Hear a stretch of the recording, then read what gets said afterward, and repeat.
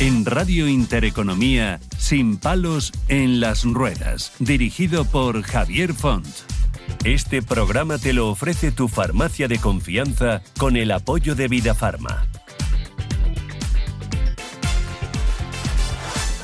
Hola, ¿qué tal? ¿Cómo estáis? Otra vez por aquí, una semana más que ha pasado más que rápido y fugaz, pero bueno, siempre volvemos, como bien sabéis, para contaros cosas muy chulas, muy interesantes, que os van a venir, que ni anillo al dedo, porque de todo lo que contamos seguro que se aprenden cosas pues que sirven en nuestro día a día. Miren, hoy vamos a hablar de lo que son las llamadas habilidades blandas, que no sé por qué se llaman así, porque a veces son más duras de digerir, pero bueno, esas competencias que no se aprenden en un libro de texto ni en un manual técnico, sino en la vida misma. La empatía, la capacidad de comunicación, la escucha activa, la resolución de conflictos, la creatividad, el liderazgo humano, por ejemplo. Las llamamos blandas, como decía, habilidades humanas, pero son las más duras de adquirir y sobre todo las más necesarias en el mundo actual. Miren, ¿qué son? Pues son esas competencias invisibles, las que no aparecen en un título académico ni en un examen de matemáticas, pero que marcan la diferencia en cualquier entorno profesional o personal. Son la empatía, la capacidad de comunicar, las escuchas activas, el trabajo en equipo, la gestión del tiempo, la creatividad, la resiliencia, en fin, algo estupendo y que engloba muchas materias tan importantes, todas ellas una como la otra. Curiosamente le llamamos blandas, como si fueran secundarias, cuando en realidad, como decíamos, son las más duras de adquirir y las más esenciales para prosperar. Por eso, en muchos foros internacionales ya no se hablan de soft skills, sino de human skills, habilidades humanas o essential skills, habilidades esenciales, porque de blandas no tienen absolutamente nada. Pensemos en cualquier empresa. ¿Cuántos conflictos no se generan por falta de comunicación? ¿Cuántos proyectos se estancan por falta de adaptabilidad? ¿Cuántos líderes fracasan por no saber escuchar? En la empresa moderna se contrata muchas veces por habilidades técnicas, pero se despide por carencias en estas competencias humanas, como las llaman. Las empresas de todo el mundo están entendiendo que los títulos académicos ya no son suficientes, que un currículum lleno de diplomas vale de poco si detrás no hay personas capaces de colaborar, de motivar, de conectar. Y por eso, proyectos como BeLikit nos recuerdan que el futuro del trabajo se sostiene sobre pilares invisibles. La capacidad de seres humanos en entornos cada vez más complejos. Por otro lado, pues miren, vamos a hablar de cosas de comer, del día a día. Hablaremos de los estudiantes universitarios con discapacidad. ¿Qué ocurre cuando hablamos de habilidades blandas en un sistema que todavía es incapaz de garantizar siquiera lo básico? ¿Qué ocurre con aquellos jóvenes que antes de demostrar sus competencias deben luchar contra un muro de obstáculos para simplemente poder entrar en la universidad? Pensemos en el caso de Elsa, por ejemplo, la primera joven de España diagnosticada con ELA infantil, que ha conseguido con 19 años, 19 años, llegar a la universidad. Lo ha hecho con un esfuerzo titánico, con el apoyo de su familia y con la colaboración de entidades sociales como Fama, que han tenido que suplir lo que las instituciones no han sabido dar. Es un ejemplo luminoso, sí, pero también es una denuncia en sí misma. ¿Cómo es posible que en el siglo XXI, en pleno 2025, un estudiante con discapacidad tenga que depender del sacrificio inagotable de sus padres, de ONGs y de su propia fuerza de voluntad, porque la administración y las universidades carecen de recursos básicos de apoyo? Hablamos de estudiantes que necesitan asistencia personal, transporte adaptado, tecnología especializada para comunicarse. Y lo que reciben de la administración, en el mejor de los casos, son ayudas que no alcanzarán ni el 5% del gasto real que supone su educación. Un abandono que genera desolación en familias y jóvenes que no solo quieren estudiar, sino que además pueden aportar un talento inmenso a nuestra sociedad. Miren, en este sentido, las habilidades blandas no son un tema accesorio, son la clave también de la educación inclusiva. Porque sin empatía, sin capacidad de escucha, sin compromiso humano, nuestras instituciones seguirán siendo frías, burocráticas y, lo peor, excluyentes. No basta con proclamar igualdad de oportunidades. Hay que dotar a las universidades de recursos. Hay que formar a su personal en sensibilidad y accesibilidad. Y hay que garantizar que ningún estudiante queda fuera por ser diferente. Por eso hoy queremos reflexionar sobre dos caras de una misma moneda. La empresa, que ya descubre que sin habilidades blandas no hay futuro, y la universidad, por ejemplo, también importante, que todavía falta en lo esencial, dar oportunidades reales a quienes más lo necesitan. Porque miren, un país que margina a un estudiante con discapacidad, bueno, a cualquier persona, pero en este caso lo que nos ocupa es este tema, un país que abandona a jóvenes con talento y ganas de aprender, es un país que se está privando a sí mismo de un capital humano muy valioso. Y ahí la habilidad blanda más urgente se llama responsabilidad. La de todos, instituciones, empresas y sociedad civil. Bienvenidos a este programa. En Radio Intereconomía, Sin palos en las ruedas, dirigido por Javier Font.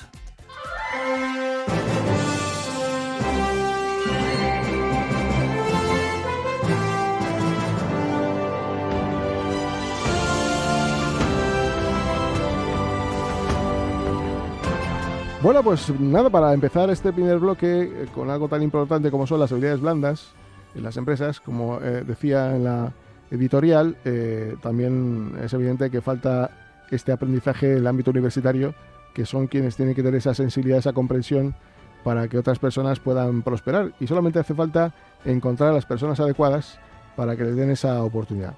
Y nosotros creemos que hemos encontrado a dos personas muy adecuadas y hemos pedido que, como son tan adecuadas, vengan a contarnos todo esto. Por eso quiero saludarles con respeto a todos ustedes y sobre todo presentarles a dos personas, una de ellas muy conocidas. Antonio Resines, ¿qué tal? ¿Cómo estás? Muy bien, encantado. Muchísimas gracias por estar con nosotros. A vosotros. Por hacer la deferencia de venir a contarnos un poco el proyecto como socio fundador de Biliquid. ¿Se dice así bien? ¿Sí?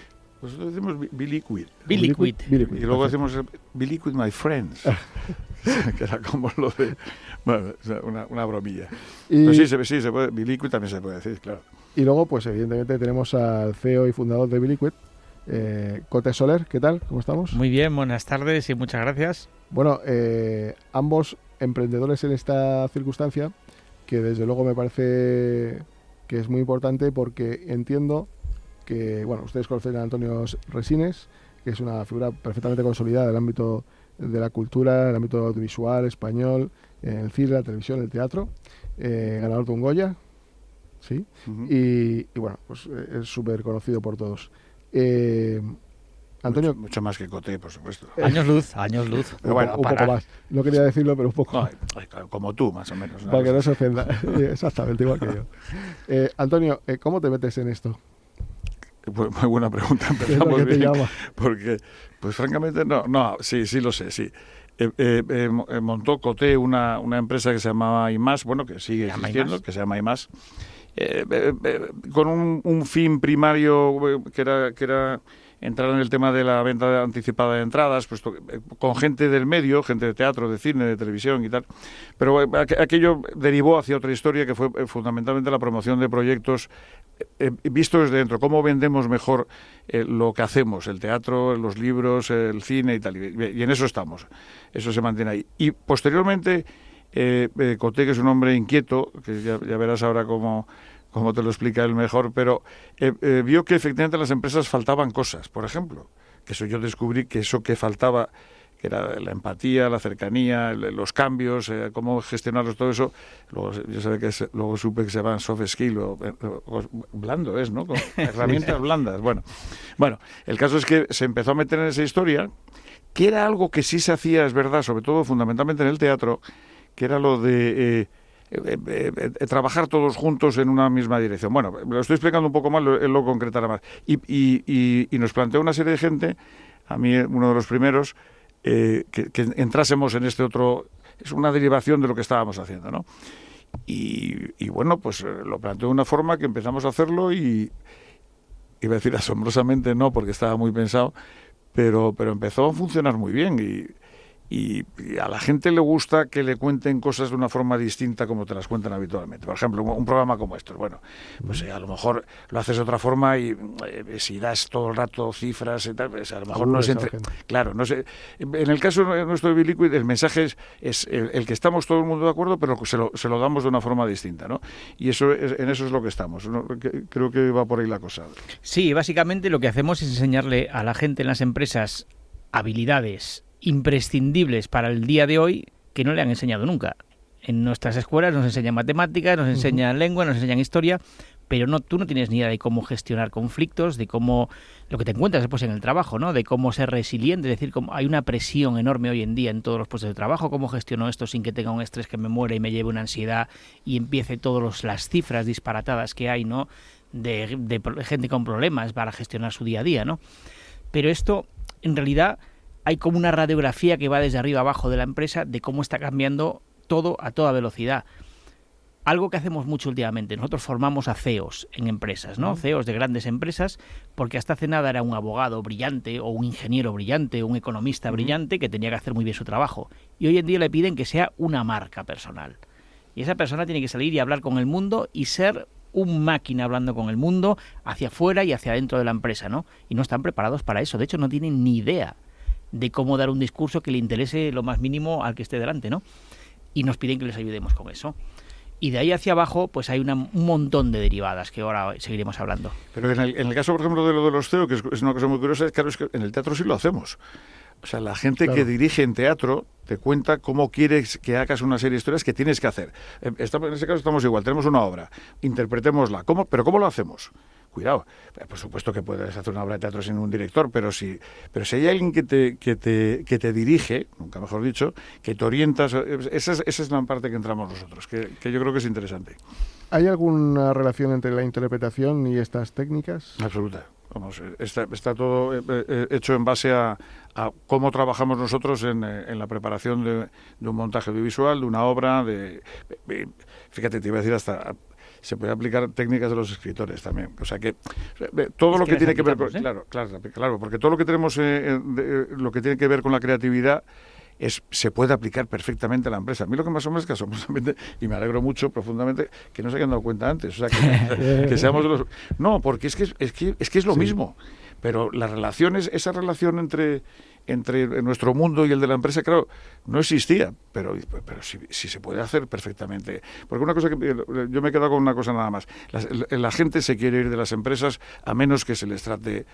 El gran problema de la empresa era que la gente que tiene una cierta formación la reclaman de muchísimos sitios. Entonces hay que para que la gente se mantenga en su puesto y mejore, pues hay que darle más oportunidades y más armas, que es donde entramos nosotros, ¿no? Claro, lo que sí que es cierto también es que, bueno, decía en la editorial también, que no es solo importante tener un currículum lleno de títulos, sino también haber trabajado lo que antes llamaban habilidades sociales, ¿no? Exacto. Bueno, es esto, es lo mismo. Ahora hablamos hablábamos de habilidades sociales, de coaching, pero también es verdad que entre la gente joven hay una especie de confusión en cuanto a lo que es la vida happy, a lo que realmente tiene uno que saber gestionar en cuanto se enfrente al ámbito de la empresa, ¿no?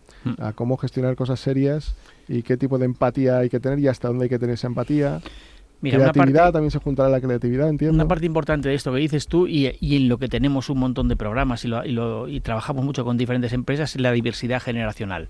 Hay un lío tremendo en las empresas, ¿no? Los chavales que llegan con un punto de vista muy diferente de los que llevan allí 100 no, pero 50 años a lo mejor, ¿no? Te encuentras con gente de 60 y chavales de 20. Y el punto de vista es radicalmente diferente. Entonces nosotros lo que les ayudamos es a entender todos los puntos de vista de ellos, a entender qué aporta cada uno diferente en esta jugada y a ver cómo se pueden relacionar mejor. Porque está el de 60 que dice, yo es que me he dejado la vida en esta empresa y yo no sé qué. Y el de 20 dice, yo no me la voy a dejar. Yo no me voy a dejar la vida en esta empresa. Se plantea ahora, claro. O sea, olvídate, si me pides eso, yo es que a mi hora me voy. Claro. Pero esos chavales tienen un montón que aportar, vienen con un dominio de la tecnología espectacular, ¿no? Entonces, oye, ¿cómo podemos encontrar puntos medios en los que sacamos lo mejor de cada uno de nosotros? Y a eso es a donde tenemos que llevar a los líderes de las empresas, que hoy en día su gran reto es que hasta hace nada un mando intermedio lo que tenía que hacer era hacer que la gente hiciese las tareas, punto. pero hoy en día tiene que gestionar a personas que están en un estado personal complejo, porque el mundo es muy difícil de gestionar, hay una tensión brutal porque todo está cambiando a toda pastilla, y estos mandos intermedios tienen que saber mucho de personas, y ahí hay una carencia bestial. Claro, bueno, al final yo creo que es un poco dependiendo de la química que cada uno tenga en el cerebro, así verá un poco la vida y cuáles son los gustos y colores que más le simpatizan, como en todo, ¿no? Pero es verdad que ahora parece que hay una moda como que el mérito, la capacidad, todo esto está, digamos, en un segundo plano, por decir un tercero, un cuarto. Y en ese sentido entiendo que habrá un perfil determinado de persona que pueda acceder a este proyecto o no, porque habrá gente que por mucho que queramos no le podemos, digamos, formar en ello porque va a ser imposible, ¿no? A ver, nosotros formamos, te digo, lo habitual en lo que nos encontramos son los CEOs de las empresas, consejos de administración, formamos mucho y formamos mucho mando intermedio. Y después seguimos formando en lo que en las empresas llaman los potentials, que ahora se utiliza mucho esa tecnología, esa terminología tan bonita, que es potentials son la gente que ven que pueden seguir creciendo dentro de la empresa y apuestan por ellos para formarle, Antonio, ¿no? es como yo, que ¿por qué no se habla en castellano? Sí, pues gente con ganas, gente con ganas, con interés y con potencial de, oye, pues yo me gusta lo que hace esta empresa y quiero seguir aquí creciendo, ¿no? ¿Qué herramientas tiene Billy Quad para empezar a trabajar con los CEO, por ejemplo? Pues mira, lo primero que le enseñamos a un CEO... Perdóname, un análisis personal o vale la misma técnica para todo el mundo? Mira, cuando trabajamos con un grupo de directivos, lo primero que hacemos en un aula es le decimos, mira, nosotros venimos a traeros herramientas de los actores, pero no vais a ser actores, las vais a utilizar. Entonces vamos a utilizar muchas dinámicas experienciales, porque toda nuestra formación es experiencial.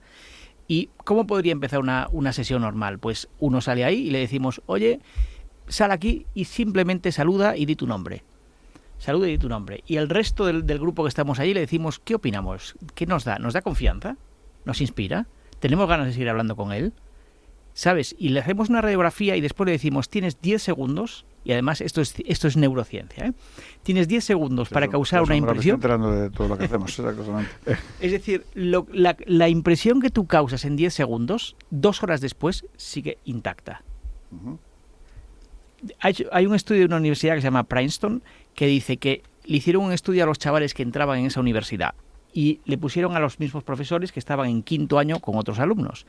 Y esos alumnos, al acabar la primera clase, les hicieron una encuesta de qué opinaban del profesor. Pues era exactamente lo mismo que lo que opinaban los de quinto año. Es decir, tú te pones una impresión de alguien y eso va a fuego después, ¿no? Es decir, que la primera impresión es la que vale. Es la que cuenta. Claro. Entonces nosotros les ayudamos a qué herramientas tienes tú para causar la impresión que quieres causar. Porque muchos dicen, pero si yo no he sido borde. Pero y solamente, claro, eso, perdona que me pregunte yo porque como me estoy enterando de lo que estamos haciendo. Adelante, si quieres me voy yo del programa. No, quédate que lo estás haciendo muy bien. Gracias. No, pero entonces, pero solamente diciendo el nombre, o un poco más, me imagino que se dice, es que yo no he ido nunca a esas clases, yo hago otra cosa, que conste. Solamente diciendo el nombre, ¿puede funcionar eso? Es que no es que funcione. Hola, ¿qué tal, amigos? Me llamo Menganito. No es que funcione, y no lo decimos nosotros, lo dice Meravian, que estudió miles y miles de comportamientos, ¿no? El 93% de la comunicación que hay entre nosotros es no verbal. No tiene que ver con las palabras. Amigo. Claro. Somos animales con instintos, nos observamos. Tú no te das cuenta que muchas veces alguien te saluda, le dices tu nombre, él te dice el suyo. Bueno, tú no, porque te conocen. Pero yo me olvido. No como a mí, que no me da. ¿Sabes? Sí, Javier, lo siento, pero nosotros que no nos conocemos decimos los nombres y no nos acordamos al instante del nombre del otro porque no hemos escuchado, lo hemos observado, hemos hecho una radiografía. Pero te has acordado de mi nombre, Antonio. Sí, porque lo has dicho 4 veces. Ah, vale. Entonces ya soy conocido. No, hombre, no, me he fijado. No, pero, claro, ¿verdad? Sí, claro, pero tienes razón. Eso es así, es verdad, sí. Entonces, teniendo eso en cuenta, pues les formamos mucho en comunicación no verbal, en todo lo que cuenta, cómo te puedes expresar, cómo puedes utilizar todo tu cuerpo para contar una historia. Lo que decías de los guiones, les formamos muchísimo en storytelling, cómo creo una historia que enganche. La gente cuenta unos rollos insoportables. Tú ves los discursos de los directivos en las reuniones y es para cortarse las venas. Sí.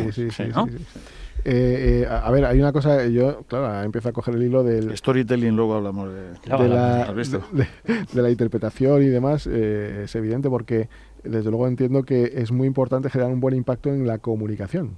Y eso, Antonio, de eso imagino que sabes. Sí, mira, el otro día estuve, que tiene que ver con esto, porque me decían, y además hablaban todo el rato así, entonces hacemos un storytelling y luego hacemos no sé qué, no sé cuánting, bueno, entonces, claro, storytelling es contar historias, efectivamente, sí. Pero la forma de contar, o sea, han llegado a la conclusión, ellos, hemos llegado a la conclusión, sí, de que contando una historia que tenga que ver, evidentemente, con la persona con la que estás hablando, con la empresa, o con la gente que estás en un periodo de formación, entra muchísimo mejor la información que si te pones tú ahí con una pizarra, un PowerPoint y de ese tipo de historias. Y el otro día una cosa que hice, se puede contar porque, bueno, es una cosa que es conocida, con la Caixa hicimos una historia de estas que se trataba de, para el grupo de gente que estaban trabajando es una zona de la Caixa, de la Fundación, que trabajan en proyectos culturales y tal. Y entonces me llevaron a mí y hacíamos lo mismo que en esta historia. No querían que yo les contase nada, sino que ellos me preguntaban. El que preguntaba era el jefe de grupo, que era el que iba orientando la historia, pero lo que quería saber es qué había pasado en determinados momentos de mi vida y de mi profesión. Porque parte de esa historia nos afecta a todos. Está exactamente igual a lo que te dediques. O sea, da igual que hagas radio, bueno, a ver, me refiero a cosas que tienen que ver con el mundo más cercano a la cultura, ¿sabes? Radio, cine, televisión, teatro y tal. Y eso les servía a ellos para manejarse. Eso hablamos de cosas de cambio, de gestión de la presión. Saber cómo empezaste y qué pasó en tu trayectoria o la trayectoria de otra gente que tú conoces, porque hay cosas que se relacionan y otras que son completamente distintas. Todo eso les servía a ellos de cara a afrontar determinado tipo de retos o de peticiones que les llegaban de fuera y tal. Bueno, pues tienen un grupo, esta gente montado, pues francamente bueno, o sea, gente como muy potente en gastronomía, en deportes, en cultura y tal, y que se mueven todos dentro de los mismos parámetros. Gente jovencísima, gente de 20 y tantos Eso años. te iba a decir, porque hablas del deporte, la cultura, la nutrición. Sí. O sea, en definitiva también hay una serie de condicionantes externos que hacen que el comportamiento de cualquier persona pueda variar también, ¿no? Entiendo, ¿no? A ver, lo que yo creo que más hace variar el comportamiento de una persona es cuando la persona no tiene claro qué comportamiento debe tener, ¿no? Entonces uno va dando un poco de bandazos, pero cuando tienes claras las cosas que funcionan, cómo puedes hacerlas, las ensayas, que es de lo que hablamos mucho en Biliquid, ¿no? Es decir, ¿por qué las cosas salen tan bien en el teatro? Porque se ensaya. Porque se ensayan, claro. Una y otra vez, y otra vez, y otra vez. ¿Cuántas veces te lees un guión, Antonio? Un guión es distinto que una obra de teatro, eso no se podría decir, pero un guión, mínimo, es leerlo, no aprendérmelo, leerlo entre 10, 15, 20 veces y luego tu parte y luego la parte de los demás muchas veces. Sí. ¿Y lo clavas exactamente igual que lo que dice textualmente? Sí, aunque la gente piense que no, que me lo invento yo todo, no. Igual. No más que nada, pues si no me pagarían. No. Esto, sí, es muy difícil. Es muy difícil, sí se puede improvisar si sabes exactamente qué es lo que estás haciendo y te lo sabes muy bien. Claro. Pero la base de nuestro oficio es saberse el texto fundamentalmente. Otra cosa es luego cómo te queda al decirlo, pero te lo tienes que saber. Nosotros cambiamos poquísimo, pero muy poco. El chascarrillo lleva consigo también una parte personal, ¿no? La gran mayoría de los chascarrillos están escritos, la gran mayoría. Siempre hay algún genio que se le ocurre alguna historia y tal, pero es dificilísimo, ¿no? O sea, estás tan preocupado de decir lo que tienes que decir, que eso les decía todo el mundo, y dice, no, si yo con decir el texto y no tropezarme con los muebles, ya es un buen trabajo. Luego ya todo lo que hagas a partir de ahí es acojonante, pero lo primero es eso, decir, acción, y de, hola, buenas tardes, tal, y no me he dado contra el micro ni contra, vale, estupendo. Sí. Todo lo demás es un añadido, no, todo el mundo, lo fundamental es saberse el texto, y en este sentido lo que hacemos es eso. Ensayamos mucho, es que eso es fundamental. Claro. Ver qué puede pasar, y si vamos por este lado, qué pasa, y si todo eso está muy estudiado. Claro, porque hay una cierta extrapolación, como tú bien dices, la obra de teatro es una distinta cada vez. Claro. Y una película grabas una vez y ahí se queda. Ahí se quedó. Por eso. Mira, nosotros hacemos una cosa con las empresas que nos piden muchísimo, esta no te la conté, pero es muy buena, Antonio. Nos piden mucho, que es que cuando hay un problema que quieren resolver, por ejemplo, otro día estuvimos con una internacional muy grande con 300 directivos y estaban queriendo cambiar la forma en la que se daba el feedback en esa empresa, ¿no? ¿Qué es el feedback? El feedback es cuando le tienes que decir a alguien, oye, mira, vamos a mejorar en esto. Y la tendencia es, me cago en la leche, esto no ha funcionado, vamos a hacerlo por acá, por allá, ¿no? Pues nos dieron un caso real de lo que pasaba allí que no les gustaba y nos pidieron lo que hacemos con el Teatro Foro, que es que dos actores te recrean exactamente ese caso delante de esos 300 directivos. Y eso no ha pasado. Eso lo hicimos tal cual ya, ¿no? Sí.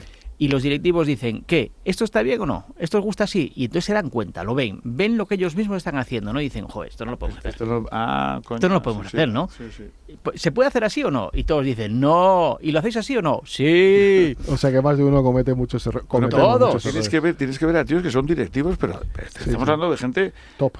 Sí, muy top. O sea, no, gente con unos sueldos, o sea, y entran a todos estos trapos, pero hay gente de 50 años de media, más o menos, 40 y tantos, 50. También es un baño de realidad, ¿no? Quizás, porque... Claro, es contarles, ver vosotros lo que hacéis, y como la mayoría de la gente son gente muy espabilada y gente que no son tontos y no tendrían un puesto, pues se dan cuenta que lo están haciendo mal. Y entonces, pero es que está muy bien reconocerlo. Pero es bueno que se lo diga alguien externo, porque alguien interno no se lo puede decir. Si lo dices tú dentro de aquí de la radio, si lo que trabaja contigo, uno, te pueden echar, y dos, a lo mejor no es tan fácil.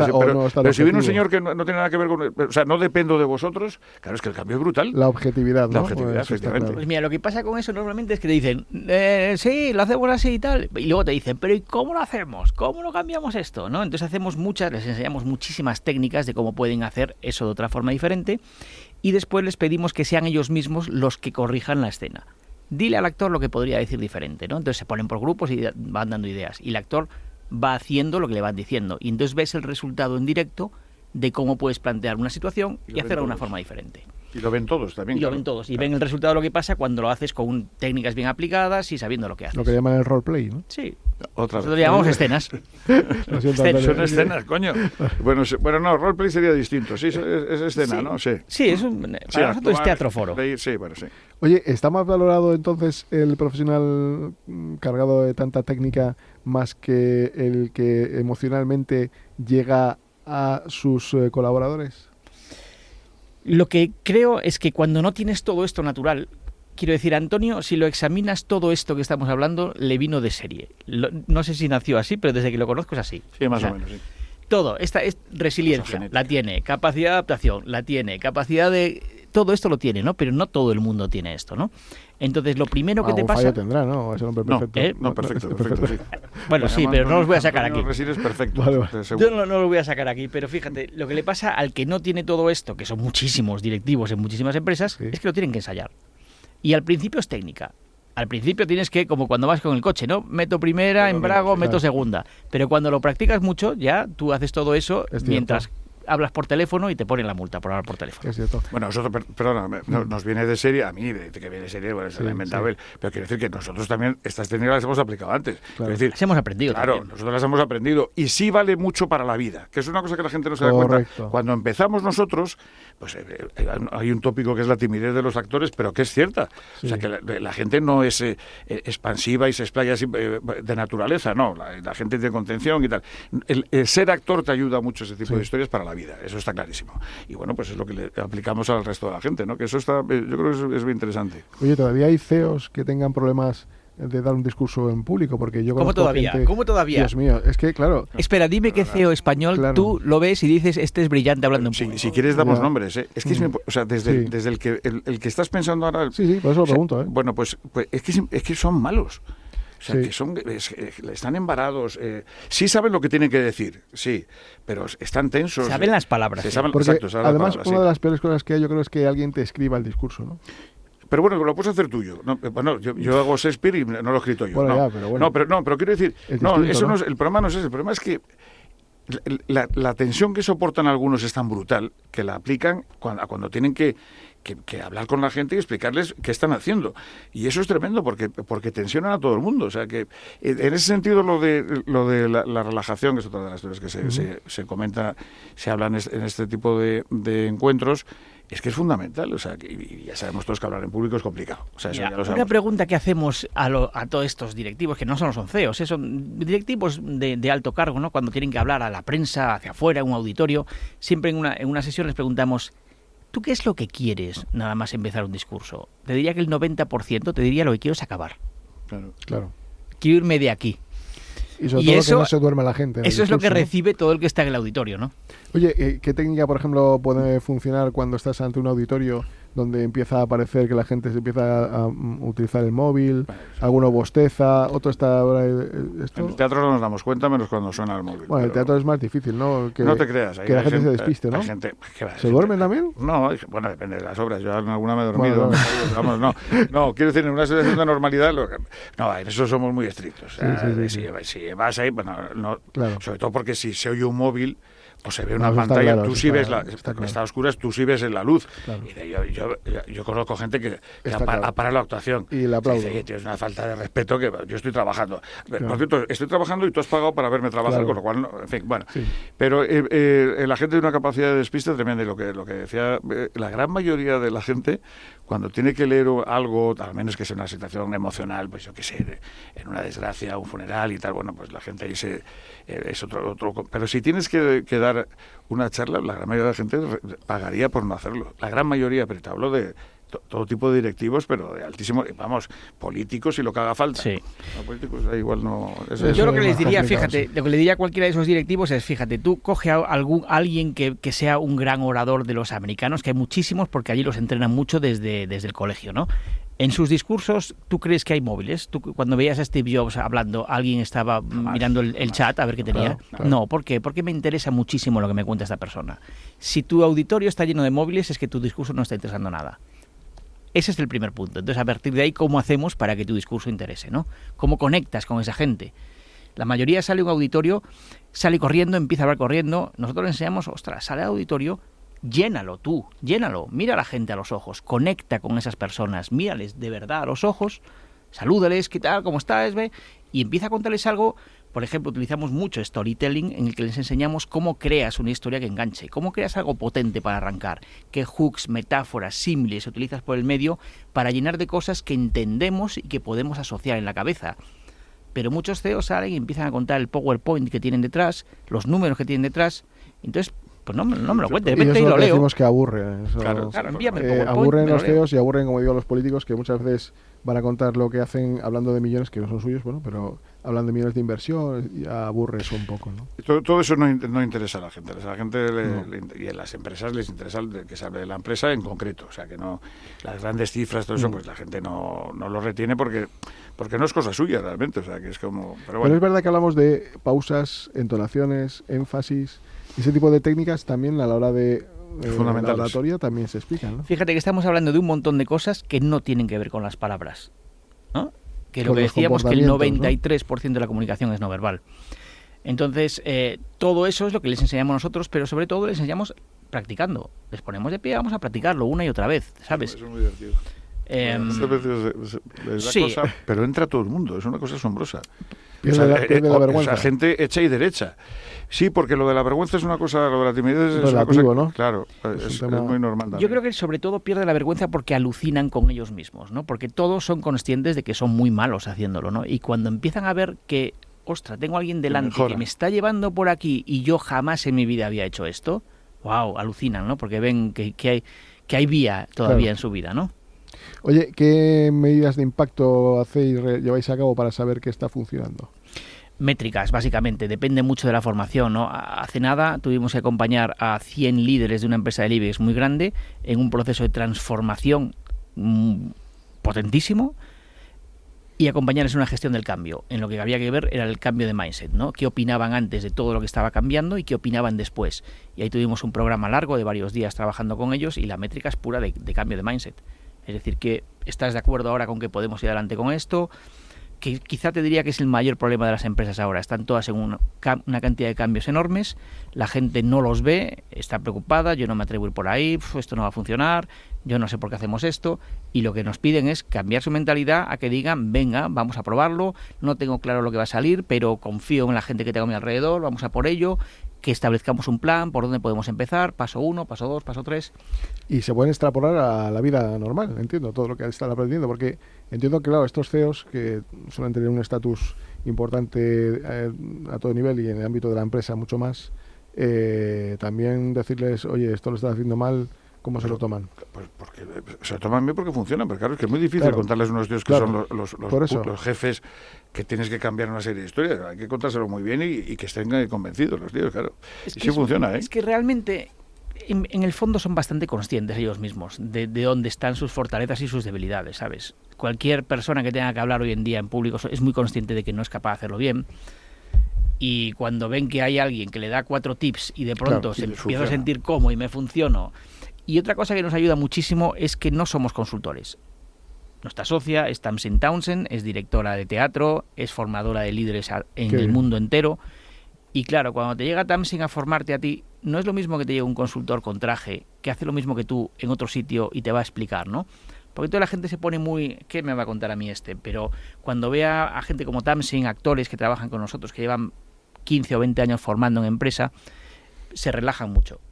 No ven un competidor. Parecido a Jekyll y Mr. Hyde, es decir, llegas a la empresa, te pones el gorro de jefe y hablas de una manera, te comportas de una manera, sales de ese entorno y ya haces lo distinto, o es algo que ya vas interiorizando en tu propio conocimiento y lo adquieres, como decía Antonio, ¿no? Que vale para la vida laboral y vale para la vida normalizada. Yo creo que, fíjate, no sé si me meto en un jardín diciendo esto que voy a decir, pero nosotros formamos también mucho en liderazgo femenino. Y esto lo creó mi socia, por eso puedo decirlo, y a lo mejor me meto en menos jardín, que Tamsin es una mujer, hablando de las dificultades propias que tiene una mujer a la hora de liderar. Por ejemplo, que cuando te metes en un consejo de administración, a lo mejor eres tú sola con 10 o 15 hombres a tu alrededor, ¿no? Entonces, ¿cómo coges foco ahí, no? Con lo cual, hay muchos casos en los que uno empieza a tomarse un puesto de líder en el que se inventa un personaje más duro, un personaje más fuerte, un personaje más heavy, pero no es el que tiene fuera. Entonces, ahí hay ese punto de Jekyll y Hyde en lo que nosotros decimos, oye, busca lo auténtico, busca lo que tú eres de verdad. Oye, una cosa te iba a decir, vais a tener mucho trabajo, porque la gente que sale de la universidad no sale con este tipo de técnicas, ninguna. Cero. No, muy poquitos.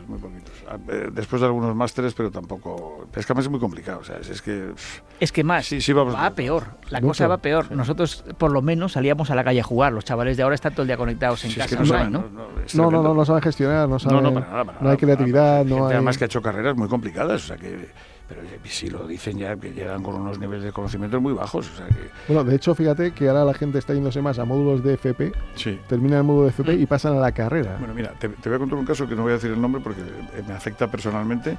Después de mandar a un chaval con 13, 14 años a Irlanda a estudiar y tal, pues para el tema del inglés y todo, no sé qué, pasa del colegio, que era un colegio tradicional, concertado, de curas, todo hay que decirlo, y pasa a otra categoría para hacer el bachillerato y no saben escribir. Correcto. No saben escribir. Correcto, faltas de ortografía. Pero una letra como de un niño de 8 años. Sí. De mi época sería de 6 porque éramos mucho más listos nosotros, pero que no saben escribir.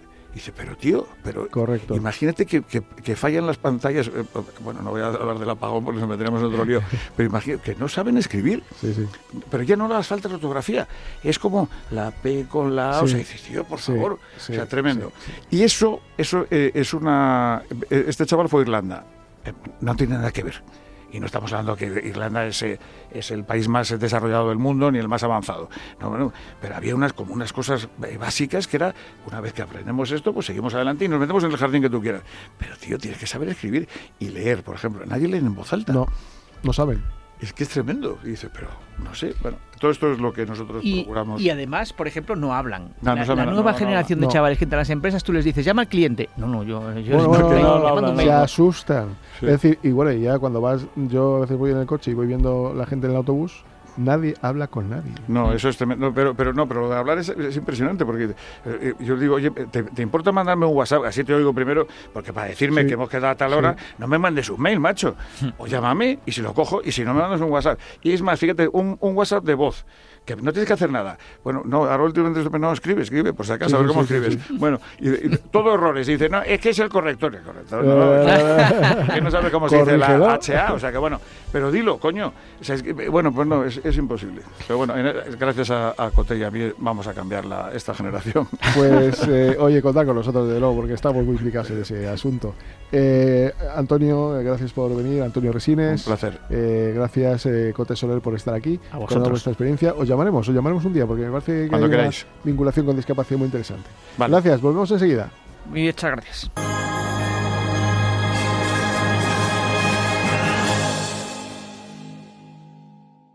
El exceso de peso no es solo una cuestión de imagen, es salud, bienestar y calidad de vida. En IMEO te ayudamos a alcanzar un peso saludable con tratamientos médicos personalizados y seguros. Mejora tu energía, protege tu corazón y gana años de vida. Visítanos en imeovisidad.com y empieza hoy tu cambio. IMEO, cuidamos de ti. ¿Te has sentido atrapada o atrapado en tu casa por culpa de una escalera? ¿Te has perdido planes por barreras que impedían tu movilidad? No lo dudes, contacta con el Gabinete de Accesibilidad de Fundación 360. Te asesoramos, informamos y te ayudamos con proyectos, planes e informes. Llama al 91 593 35 50 o escribe a odat@famma.org con el apoyo de Fundación Montemadrid y CaixaBank. El genio del violín flamenco, Paco Montalvo, en concierto en Madrid. El 18 de octubre a las 12 de la mañana, en el Auditorio Nacional, vive un espectáculo único. Paco Montalvo, orquesta y coros, acompañado por 150 voces de coro. Pasión, arte y emoción en un concierto irrepetible. No te quedes sin tu entrada. Paco Montalvo, el 18 de octubre, en el Auditorio Nacional de Madrid. Entradas a la venta en El Corte Inglés. En nuestro país, alrededor de 3 millones de personas mayores sufren soledad, muchas veces sin contárselo a nadie, como si llamaran por teléfono, pero nadie descolgase. Hola, gracias por responder a la llamada. Mi nombre es Javier, tengo 70 años. En la Fundación La Caixa, acompañamos a las personas mayores para que dejen de sufrir la soledad en silencio. Descúbrelo en lallamadadelasoledad.org. ¿Por qué Agua Sierra Cazorla es única?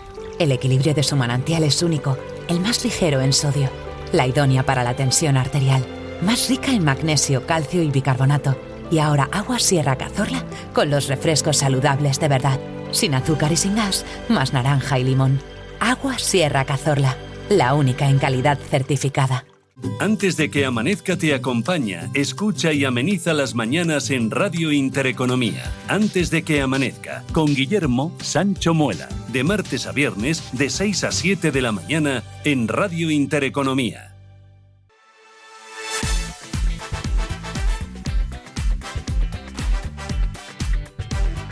En Radio Intereconomía, Sin palos en las ruedas, dirigido por Javier Font.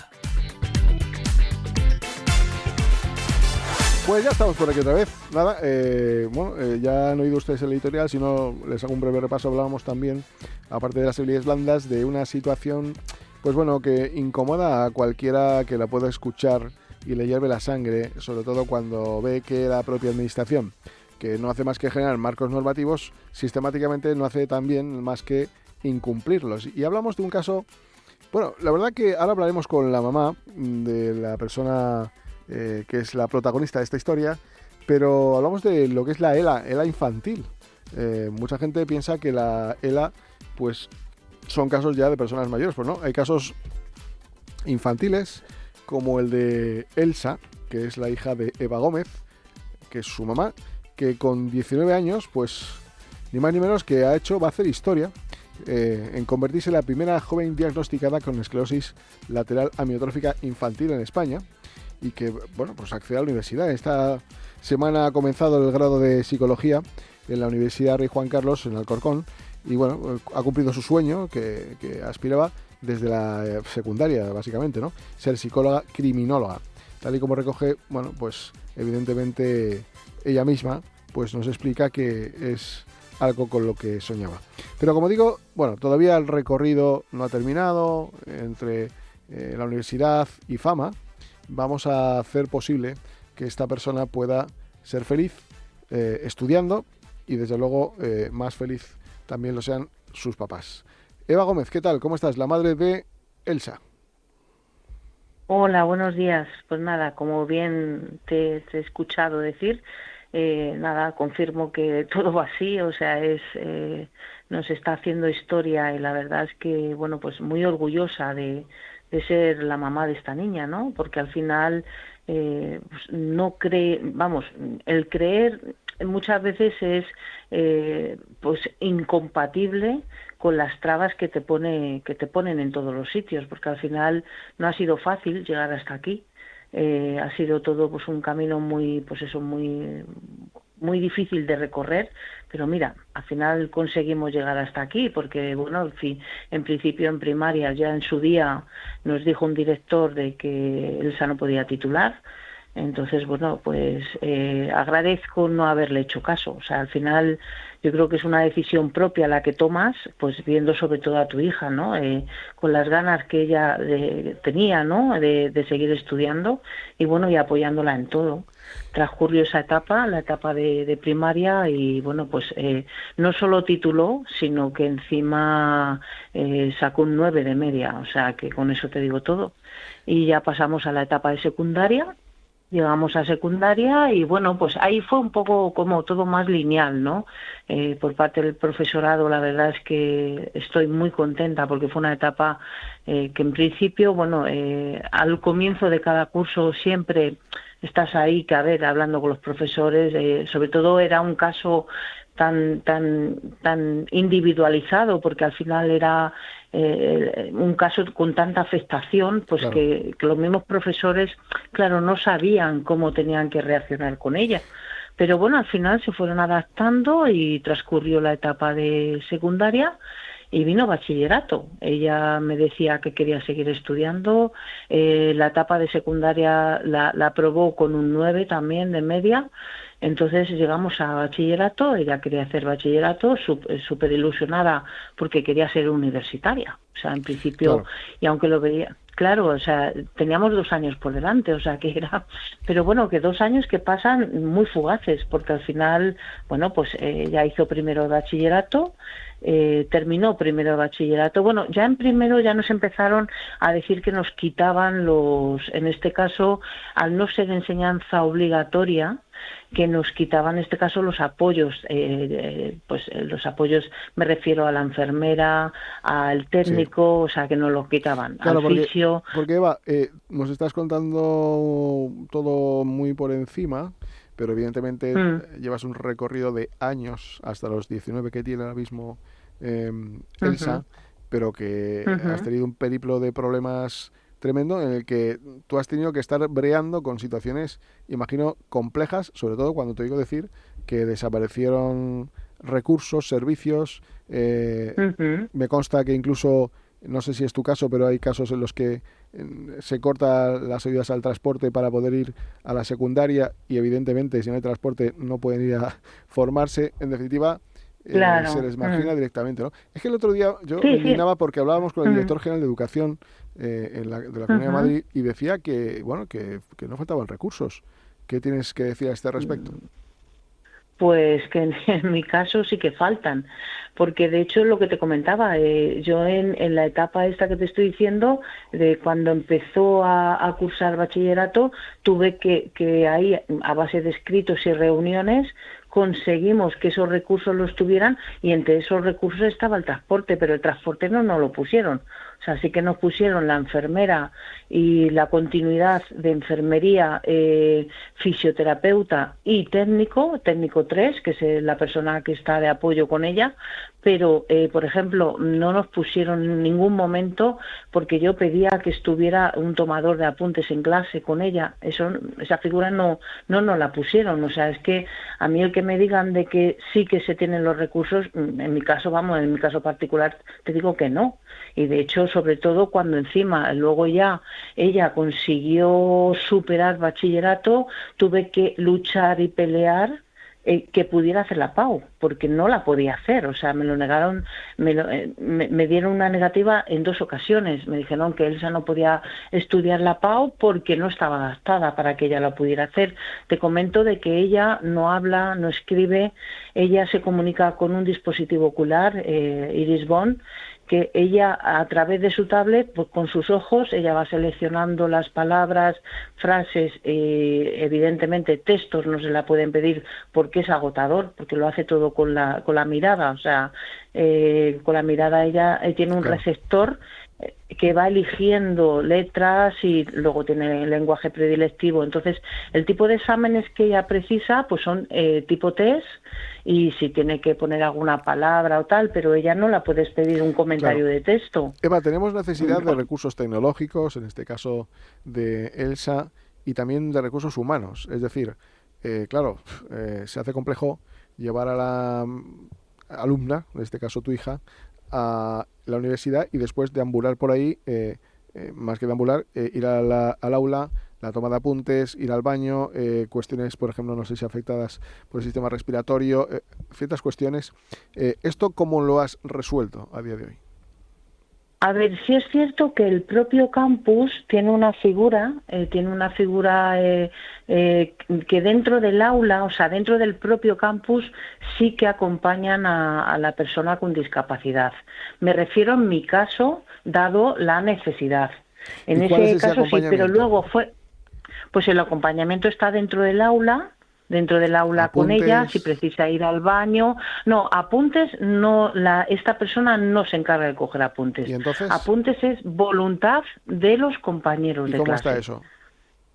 Bueno, pues en principio tú ofreces, la unidad de discapacidad les premia con 0,5 créditos. Sí, le da créditos al alumnado que ayude, en este caso, que sea tomador de apuntes. Yo tengo que verificar que esos apuntes son, o sea, un poco como seleccionar que esos apuntes, hubo un ofrecimiento por un colectivo y pues yo luego tengo que seleccionar y proporcionar a la unidad de discapacidad de la universidad el nombre de estas personas para que luego se les premie con dicho crédito. Imagino que se habrá visto desbordado.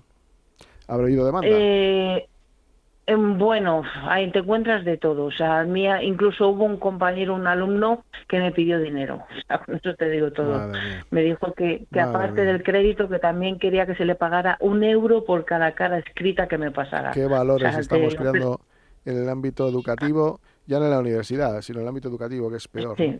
Y luego lo que se nos queda descubierto totalmente es el exterior, es decir, gracias a FAMMA, ¿no?, que en este caso hablé con ellos y la verdad es que me han facilitado pero se nos queda fuera eso de que yo he tenido que estar durante casi 3 semanas yéndome todos los días con mi hija a llevarla a la universidad porque ni tiene transporte ni tiene acompañamiento. Claro. ¿Qué ocurre? Que yo he tenido que estar con mi hija, mientras que ella estaba en el aula, 4 o 5 horas sentada en un banco, esperando a que mi hija saliera para poder regresar a casa. Ya. Si quería que mi hija fuera a la universidad. Oye, ¿por qué? Pues porque se queda ese vacío ahí. Claro. ¿Qué papel ha jugado FAMMA en este caso?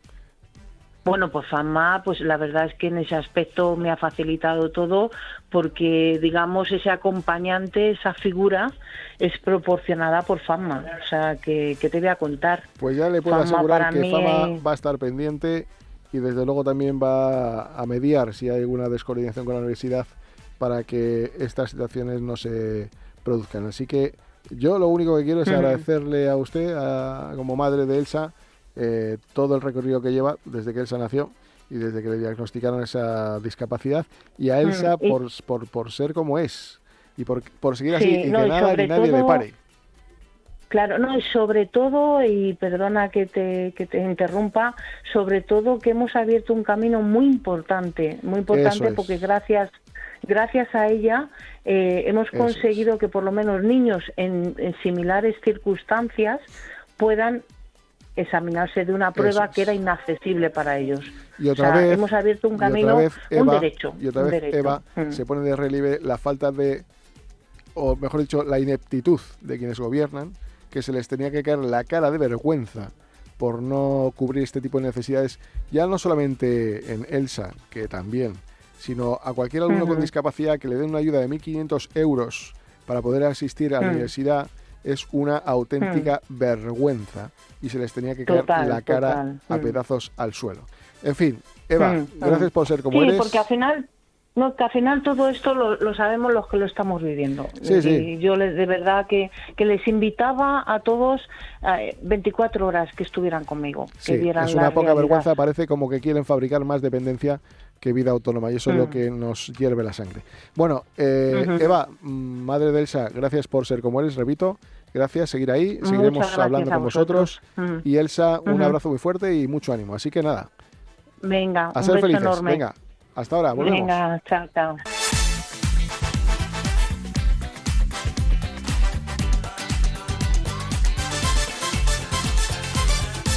Radio Intereconomía, sin palos en las ruedas.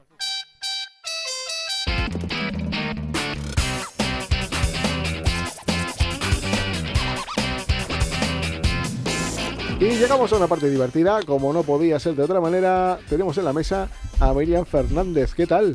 Buenas. Oye, bueno, pues con muchas ganas de volver. Qué feliz te veo, qué cara de felicidad. Oye, cuéntalo tú la noticia que nos has dicho antes de empezar, cuéntanos.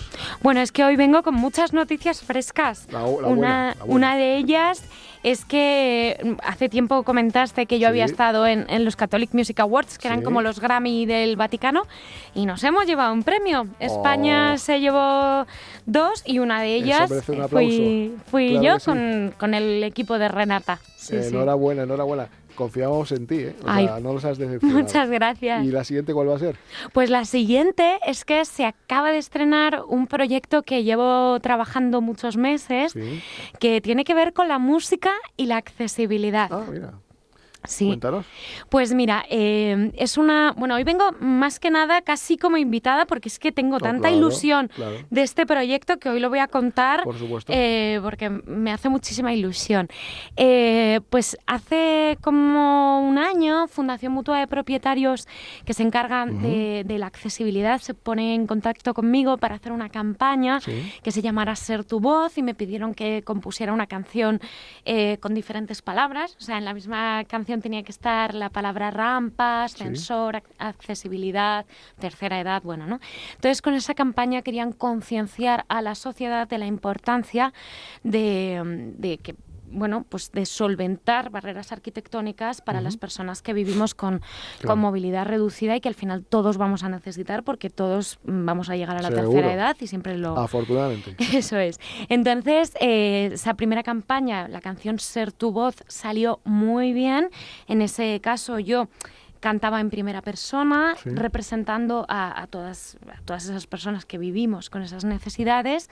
Y entonces salió también la campaña que este año se volvieron a poner en contacto conmigo y me dijeron: Miri, ¿te atreves a recomponer una canción para esta vez hacer un himno coral por la accesibilidad? Y dije, pues claro, y digo, ¿pero qué queréis? ¿Qué necesitáis?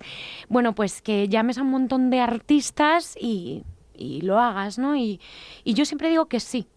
A lo mejor no sé hacerlo, pero siempre digo sí y luego ya veo cómo lo hago, luego ya veo, ¿no? Pero yo me lancé. ¿Te puedes encargar de toda la campaña? Me encargo yo de toda la campaña, por supuesto, ¿no? Yo decía, madre mía, ahora tengo que conseguir un montón de artistas, tengo que hacer grabaciones en diferentes lugares de España, diferentes estudios. Entonces, conseguimos que Nena Daconte, David de María, Víctor Elías, Cristina Medina, Efecto Pasillo, Sonia Gómez, Lorena Gómez, un montón de gente, bueno, Rafa Blas, un montonazo de gente se uniera a cantar esta canción. Lo hemos conseguido, ha quedado preciosa. Y lo que queríamos eso, ¿no? Queríamos ser la voz para poner sobre la mesa esta circunstancia que es tan necesaria, que todos tenemos que trabajar por ella, que todos tenemos que concienciarnos, porque al final hay más de 100.000 personas en España actualmente que no pueden salir a la calle, ni siquiera para comprar una barra de pan por una cuestión de una escalera, ¿no? Pues mira, simplemente decir que el 69% de las personas buscan ayuda en la familia porque tienen que afrontar las dificultades cotidianas y un 9% asegura que no cuenta con ningún tipo de apoyos. Claro, eso supongo que es un estudio de COCENFE que se hizo con la campaña de Sumando Voces, donde se sacaron todas estadísticas.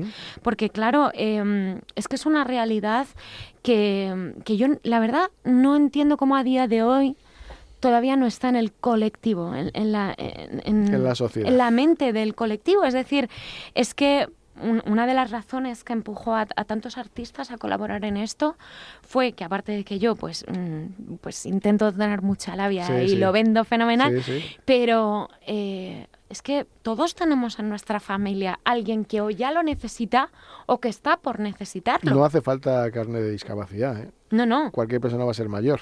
Claro, efectivamente. O tiene una pequeña lesión o necesita algún tipo de ayuda de esas o se hace un esguince o por lo que sea, o los carritos de bebé. Entonces, claro, la gente al final se conciencia de la necesidad de la accesibilidad, o bien cuando tiene a alguien cerca, o bien cuando te toca a ti. Pero con esta canción, con este himno y desde Fundación Mutua de Propietarios, lo que queremos es que la gente reflexione sobre ello antes siquiera de que te tenga que tocar o que lo tengas que vivir. ¿Y cuándo? Porque yo estoy deseando ya oír algo. ¿Cuándo?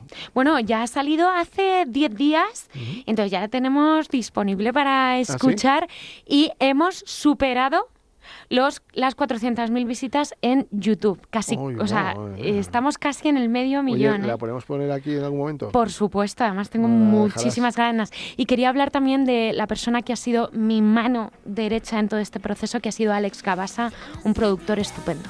La escuchamos un poco de fondo, si te parece.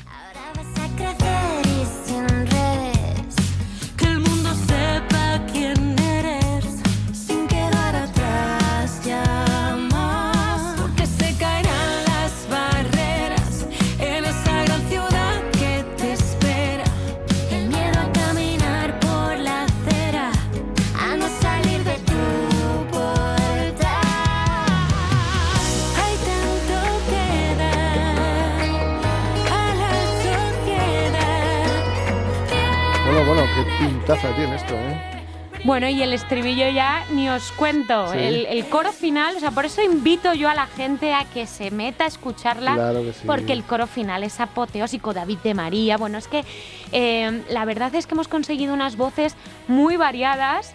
Me acuerdo cuando Rafa Blas me dijo que sí, dije, es que hay una parte heavy en la canción que queda súper bien. Entonces hemos conseguido al final empastar pues muchos artistas distintos, que era lo que yo quería, que todos nos pudiéramos unir independientemente del estilo musical, del tipo de voz, para cantar todos por esta causa. Si nos lo autorizas, la pondremos de vez en cuando. Hombre, por supuesto. Hombre, si no se pone aquí... Para la difusión, porque claro, es estupendo. La verdad que se te ponen los pelos de punta cuando oyes tanta gente buena cantando por un mismo... una misma cuestión, ¿no? Que es al final el de ayudar al más vulnerable, ¿no? En fin, bueno, yo creo que con esta gente llegaremos muy, muy lejos. Oye, pues nada, cuéntanos alguna cosa más. Pues anécdotas sobre las grabaciones. Bueno, yo tengo que dar las gracias a Fundación Mutua de Propietarios, porque el haberme puesto al mando de una campaña tan grande significa que también es una manera de derribar barreras, porque cuando eres jefa, mujer y tienes discapacidad, os tengo que ser sincera, durante el proceso de la producción de la canción hubo gente a la que le faltó cierta confianza en el proceso, ¿no? Porque te tratan con cierta condescendencia, lógicamente no voy a dar nombres, pero te tratan con cierta condescendencia, como si fueras, pues eso, una niñita que no tiene mucha idea de música, y luego ya cuando ven el resultado final se han quedado como gratamente sorprendidos. Pero fíjate que yo creo que eso es una cuestión de romper esa barrera que tiene el otro, porque te ve, bueno, pues para él a lo mejor más vulnerable, y a mí me pasa igual también. Muchas veces me dicen, bueno, ¿y tú quién eres? Digo, bueno, yo como humildemente dirijo este programa de radio, y luego te escuchan, oyen, ven, y bueno, pues parece que se van un poquito más contentos. Pero es verdad que tienes que romper ese cliché de persona con discapacidad que hace aquí en silla de ruedas dirigiendo un programa de radio. Bueno, pues aquí estamos, ¿no, Miriam? Pues aquí estamos. Tú cantando, yo aquí con la patata esta. Los dos dando el cante. Eso es. Oye, Miriam, muchísimas gracias. Nos quedamos con la canción, escuchándola hasta el siguiente bloque.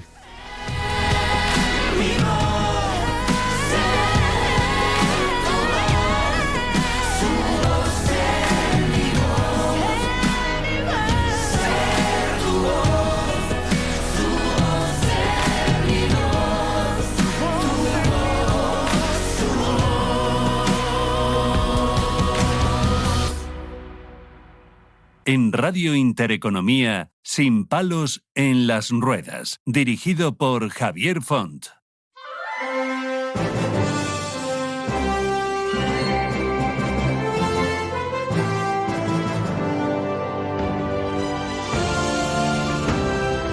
Y bueno, pues vamos a ir al siguiente bloque.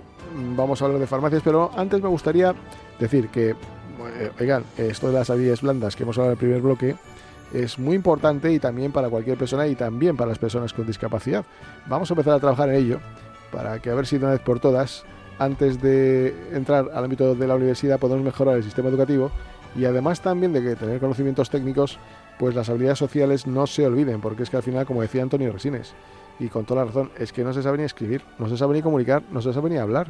Bueno, yo es que tampoco sepa mucho hablar, pero al fin y al cabo intento poner todo el esfuerzo y todo el conocimiento desde una amplia lectura y, bueno, viendo las cosas desde otro punto de vista, ¿no? Pero bueno, en definitiva, trabajaremos con ello. Pero ahora, aclaración hecha, queremos irnos a una parte muy importante. Miren, cuando hablamos de la España rural, que ahora está últimamente muy de moda, bueno, ahora está otras cosas de moda, pero estuvo muy de moda, lastimosamente ahora empieza otra vez a olvidarse, es una desgracia para este país.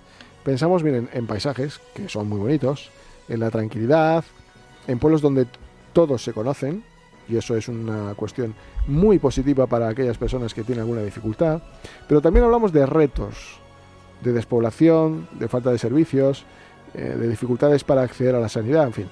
En muchos municipios pequeños el centro de la salud abre solo algunos días a la semana. El médico rota entre varios pueblos, lo que llaman el médico itinerante, y los recursos son pues bastante limitados. En este contexto, pues bueno, la farmacia, como ustedes bien saben, se convierte en mucho más que un lugar donde se dispensan medicamentos. La farmacia rural es, en muchos casos, el punto de referencia sanitario, pues el más estable, el más cercano y sobre todo pues también accesible. Miren, el farmacéutico o farmacéutica no solo entrega una receta, le escucha, acompaña, detecta señales de alarma y se convierte en un aliado contra la soledad no deseada y los problemas de salud mental que ésta puede acarrear. Bueno, la salud no deseada quizás es aquella denominación errónea que tendríamos que decir la soledad buscada, porque estamos en una sociedad que hacemos todo lo posible para que nos encontremos con ella, y eso al final nos lleva a que lo estemos buscando. Bueno, dicha esa reflexión, hoy queremos reflexionar también sobre ese papel fundamental de la farmacia en los pueblos, cómo ayuda al paciente, bueno, pues en definitiva, cómo da soporte emocional, cómo actúa como vigilante de la salud en comunidades donde a veces no hay otra presencia sanitaria constante. Y bueno, para ello hemos invitado a Raquel Casado Álvaro, que es farmacéutica titular en Buitrago de Lozoya. ¿Qué tal? ¿Cómo estás, Raquel? Hola, buenas tardes. Muy bueno, entiendo que todo lo que he dicho es tan cierto como la vida misma, es decir, conocéis a cada ciudadano de cada municipio, en este caso el tuyo, como si fuera un familiar. Sí, a ver, conocemos, no en mi farmacia, yo voy a hablar en general de todas las farmacias rurales. Normalmente conocemos a bastante gente del pueblo. Hay pueblos pequeñitos en los que conoces absolutamente a todo el mundo, y hay otros más grandes, pues que a lo mejor hay alguien que a lo mejor ha pasado algún tiempo en el pueblo y no se le conoce mucho, pero vamos, básicamente conocemos a toda la gente. O sea que es clave la cercanía que hay de las farmacias. Sí. Sí. ¿Hay coordinación con el sistema sanitario, del ambulatorio, por ejemplo, del municipio? Depende de los ambulatorios. Bueno, más bien depende de los médicos. Hay médicos que buscan tener una pues una sincronía con el farmacéutico, y hay otros que no tanto, pero vamos, más o menos sí que cuando necesitamos alguno de otros, pues es muy fácil buscarnos. ¿Qué ocurre cuando, por ejemplo, que ahora imagino en todos los sitios lo hay, en Buitrago de Lozoya también hay mucha gente con discapacidad, una gente con discapacidad como Lidia Rucía no puede acudir a su farmacia? ¿Qué ocurre? ¿Por teléfono se lo piden, se lo pueden acercar? ¿Cómo se actúa aquí? A ver, nosotros sí que tenemos personas así, pero sobre todo lo hacemos con estas personas y con las personas mayores que no se pueden acercar a la farmacia. Nosotros lo que hacemos es acercar la farmacia a ellos. Si ellos no pueden venir a la farmacia, nosotros vamos a sus casas. Entonces les atendemos en sus casas. Ellos nos pueden llamar por teléfono, mira, necesito esto, y normalmente cuando terminamos la jornada, pues nos acercamos y les damos la medicación o les probamos una muñequera que necesitan o cualquier cosa que puedan necesitar, pues estamos allí para eso. Debido a la carencia de recursos humanos que hay, yo quería preguntarle si en un momento determinado los farmacéuticos tienen algún tipo de formación o alguien les ha indicado cuáles son los mayores o principales indicadores, ¿no?, para detectar algún tipo de disfunción mental en el mayor o en la persona con discapacidad. En definitiva, todo esto producido porque no hay recursos como son psicólogos, psiquiatras y demás en el ámbito rural, ¿no? Eso entiendo que es más dificultoso, pero ¿se detecta algún caso, algún tipo de anomalía en este caso? Sí, algunas veces cuando detectamos algo alguna anomalía en alguna persona, pues tratamos de comunicarnos con la familia y ponernos también en contacto con el médico. Y a ver, el farmacéutico está continuamente formándose. Entonces tenemos cursos de formaciones y que nos ayudan a poder trabajar en esto. ¿Qué tipo de ayudas necesita la farmacia rural para sobrevivir? Más que ayudas, ¿qué tipo de actualización del sistema sanitario? Pues mira, ahora mismo necesitamos, a ver, todo lo que te he dicho de que nos acercamos a las casas y llevamos la medicación, esto le llamamos atención farmacéutica domiciliaria. Y actualmente nosotros realmente no podemos hacer eso. Solo puede el paciente venir a la farmacia a recoger su medicación, pero es que en una zona rural hay ciertas personas que si haces eso les dejas totalmente incomunicados y sin su medicación. Raquel Casado, muchísimas gracias por haber venido a informarnos un poco de la situación de la farmacia rural y las bondades que tiene, que son muchas, con lo cual agradecer el trabajo que realizan en su municipio en concreto y también en el resto de municipios. Gracias y a seguir ayudando. Gracias a vosotros. Hasta ahora, seguimos.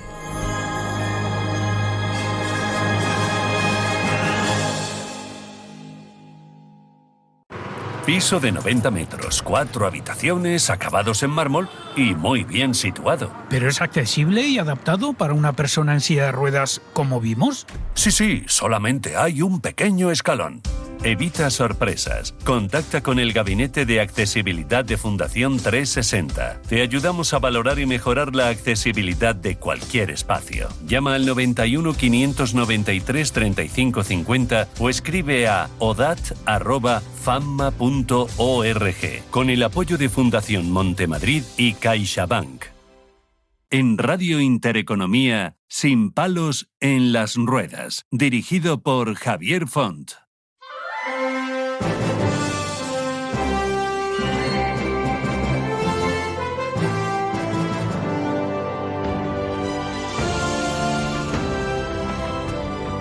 Bueno, pues nada, llegamos a este tercer bloque, importantísimo, como no podía ser de otra manera también, y ni más ni menos que estar relacionado con el deporte. Mire, hoy en nuestro programa vamos a hablar de esfuerzo, de superación y de talento. Vamos a hablar de deporte, de ciclismo paralímpico, pero también de vida, ¿no? El ciclismo paralímpico, el ciclismo adaptado, es mucho más que una disciplina deportiva, es la demostración de que las barreras existen solo hasta que alguien decide derribarlas. Es un espacio donde la fuerza de voluntad y la resiliencia, algo que está tan de moda últimamente, pesan tanto como la potencia en las piernas o la estrategia en la carretera. España cuenta con grandes referentes en este campo, personas que combinan su vida profesional y personal, pues desde luego con la exigencia del deporte de élite, y demuestran que el rendimiento no entiende de excusas.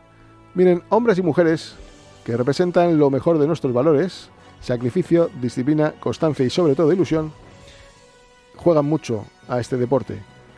Pero al mismo tiempo es una realidad que nos obliga a reflexionar sobre lo que aún falta por hacer. Los apoyos, los recursos y la visibilidad que muchas veces siguen siendo insuficientes. Pero no vamos a entrar en la vía de la queja ni la reivindicación. O sí, no lo sé. Quienes lo tendrán que decir quiénes son, serán nuestros invitados. Y hoy tenemos a tres grandes protagonistas. Tenemos a Carlos Pablo, que es seleccionador nacional de ciclismo paralímpico y policía, ¿no? Y hombre que es que como me mira sorprendido, pues digo, a ver si me colabo en algo. Polifacético. Bueno, ahora hablaremos de ello. Después tenemos a María Matillas Valls. Matilla, perdón, que es técnico superior de Administración y Finanzas, funcionario de INTA, ¿no? Desde 2009, y bueno, una mujer que desde su handbike pues demuestra cada día la fuerza y la pasión, como no puede ser de otra manera. Y luego tenemos a Carlos Javier Mozos. Es ingeniero en telecomunicaciones, con una larga trayectoria en Telefónica y ciclista paralímpico en la categoría MC1. Correcto. ¿Qué tal? ¿Cómo estás? Buenas tardes, bien. Oye, contarme, podéis empezar por donde queráis, ¿cómo empieza todo esto del deporte en vuestras venas? A ver, Carlos, ¿el entrenador? No, voy a hablar del entrenador, ahora después. Cuéntame. Buenas tardes a todos. Buenos días a todos, perdón.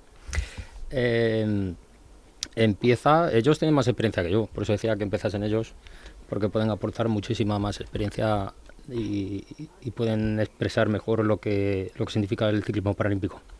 Pero vamos, en lo que a mí respecta es algo, ¿cómo definirlo?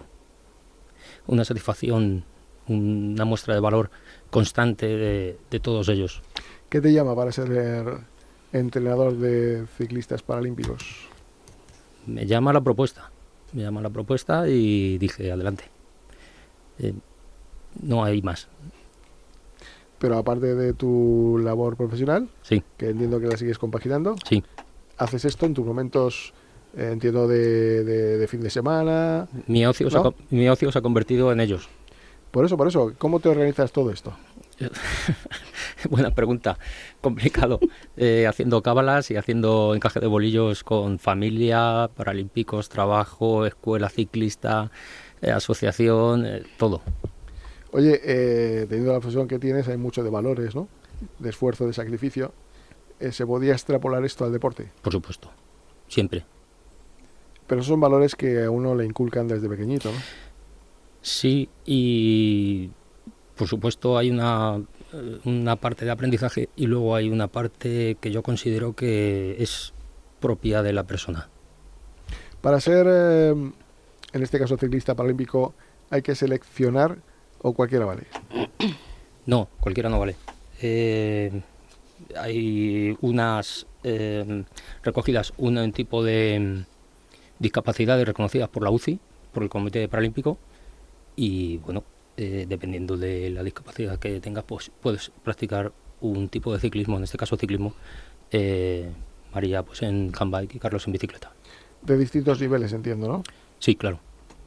María, hola. Buenas. ¿Cómo descubriste el ciclismo paralímpico? Pues yo la verdad es que empecé primero corriendo con mi propia silla de ruedas, el que utilizo de diario, con una amiga que no tiene discapacidad, y luego ella me habló de las bicicletas de mano que las tienen en la fundación, que tenían en la fundación también, en una sede que tienen en el Campo de las Naciones, que está cerca de casa. Ahí las probé por primera vez y un año después estaba en su equipo de ciclismo. Y al año siguiente, en el 2015, en la primera prueba de la Copa de España de Ciclismo Paralímpico en Jerez, hice podium con Eva Moral.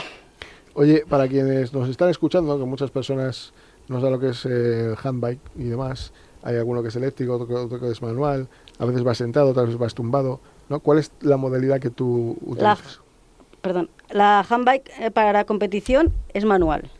Y dependiendo de la discapacidad, normalmente son todas tumbadas, pero hay 5 tipos de categorías dentro de la handbike y las 5 van de rodillas porque no tienen miembros inferiores.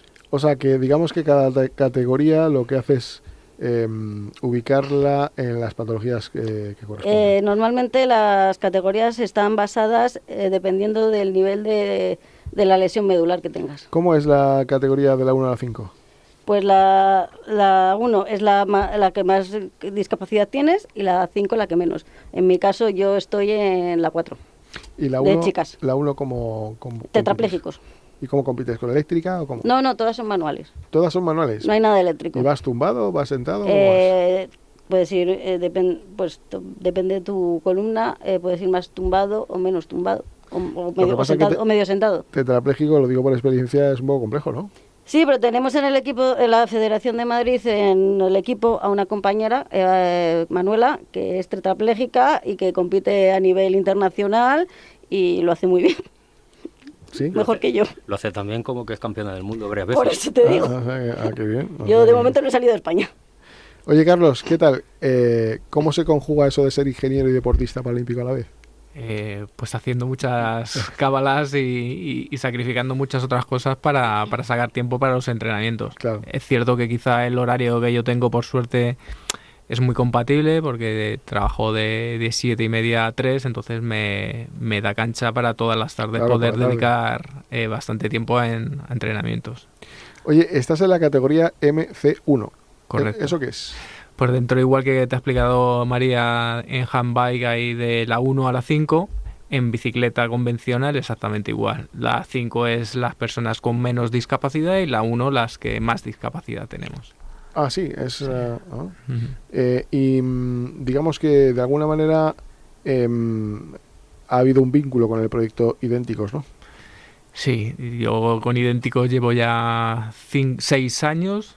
Idénticos promulga la visibilidad del deporte adaptado, en este caso del ciclismo adaptado, para cualquier persona con cualquier tipo de discapacidad, de ese paso a probar el ciclismo. Entonces lo que hace Idénticos, que Idénticos pertenece a la Fundación de Alberto Contador, lo que la Fundación hace en este caso es presta material en una primera instancia para que pruebes, porque evidentemente el ciclismo y sobre todo la modalidad de handbike o de triciclos es bastante caro el material, entonces pues dan ese primer paso de probar este material y una vez que ven que les engancha, porque esto engancha, ya pues dan el paso a comprar su propio material. ¿Hay que aplicar un importante sacrificio al deporte? Si hay que, perdona. Aplicar un importante sacrificio al deporte.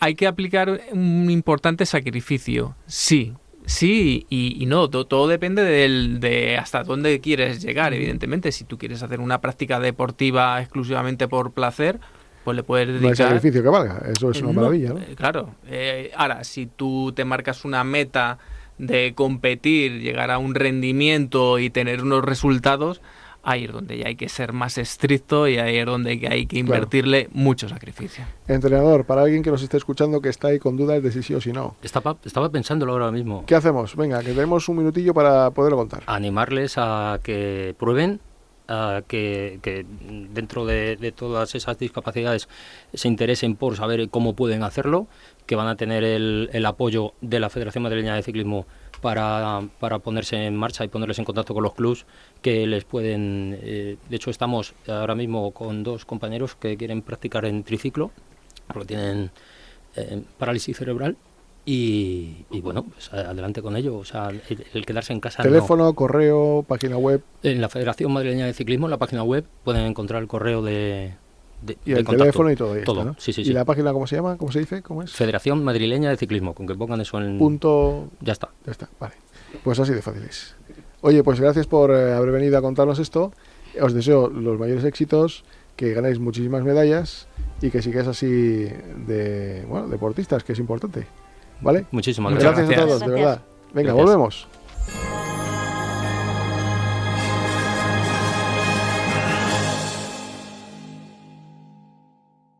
En Radio Intereconomía, Sin palos en las ruedas.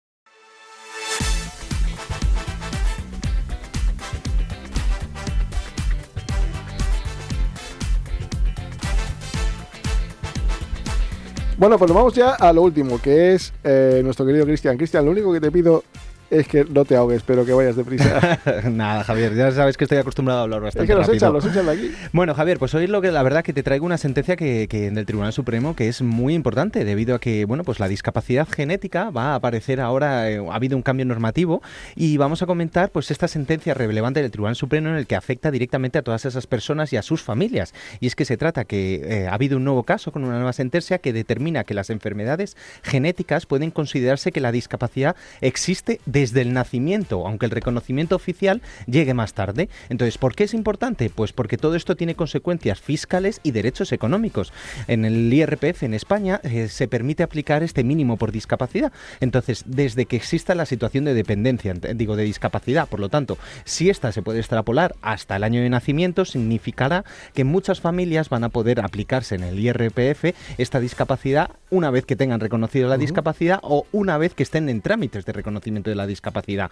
Por lo tanto, pues ha provocado que Hacienda vaya a reconocer esta serie de reducciones fiscales desde la fecha de la resolución, en vez de desde ese momento a anteriormente. Entonces, pues va a ser bastante positivo, va a mejorar en medidas fiscales para las personas con discapacidad, y ya no vas a tener que tener reconocida el grado de discapacidad y aplicártelo desde que te lo reconocieron, sino que desde que te lo reconozca, Hacienda va a poder echar para atrás esos 4 años, ¿vale?, para aplicarte toda esa serie de medidas fiscales. Es decir, que si no lo he entendido mal, desde el momento que tú comunicas que tienes una valoración y luego te diagnostican favorablemente esa discapacidad, desde el momento que tú lo pediste, no que te lo conceden, Hacienda aplica ese efecto retroactivo. Eso es el caso normal de cualquier persona con discapacidad, pero en el caso de las enfermedades genéticas van a poder aplicar la retroactividad desde el nacimiento. Sí que es verdad que tú normalmente tienes 4 años para reclamar los desde ejercicios. Desde el nacimiento, aunque la discapacidad se la hayan diagnosticado 5 años después. Eso es. Lo que pasa que es lo que te comento, hay 4 años que tú tienes retroactivos que vas a poderle aplicar a Hacienda. Pasa que hay patologías que a lo mejor no se producen en el nacimiento, sino a los años. Pero por eso, esto solo va a ser para discapacidades genéticas. Entonces, digamos que ha habido esta sentencia en la que interpretaba que como es una discapacidad que ya venía desde el nacimiento, te va a permitir aplicarte esos beneficios, aunque el reconocimiento de la discapacidad haya sido a posteriori. Pues nada, ahí queda dicho. Cualquier cosa al teléfono 91 593 3550, a través de la página web www.famacondosms.org o a través de su correo electrónico derechoshumanos@fama.org. Nos despedimos. Sean felices. 24-7-365. Hasta la próxima. Hasta luego. Este programa te lo ha ofrecido tu farmacia de confianza con el apoyo de Vidafarma.